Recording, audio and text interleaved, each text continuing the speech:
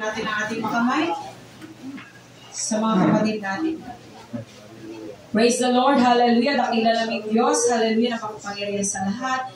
Pinupulit, pinapasalamatan ka namin, Panginoon, hallelujah, for this another opportunity, Panginoon, hallelujah, na kami, Panginoon, dinako mo dito sa sambahan, hallelujah, pang ikay purihin, sambahin sa Espiritu at katotohanan, Panginoon. At tunay nga, Panginoon, hallelujah, ang iglesia ito patuloy niyo pong pinagpapala, Panginoon, lalong-lalo na sa mga kaluluwa agad. O God, hallelujah. Sa mga oras na ito, nagpapasalamat po kami, Panginoon, sa apat na kaluluwa na ito, Panginoon.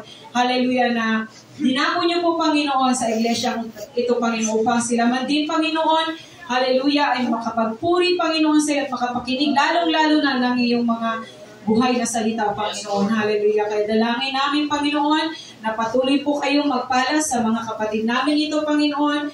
Hallelujah. Kayo po, Panginoon, ang patuloy na gumabay, Panginoon, sa kanila at sila po, Panginoon, ay makapagpatuloy na maglingkod sa inyo, Panginoon. Yes, hallelujah. Ang lahat ng ito, Panginoon, pinapasalamatan namin, Panginoon. Hallelujah. Hinihiling namin sa dakilang pangalang Jesus.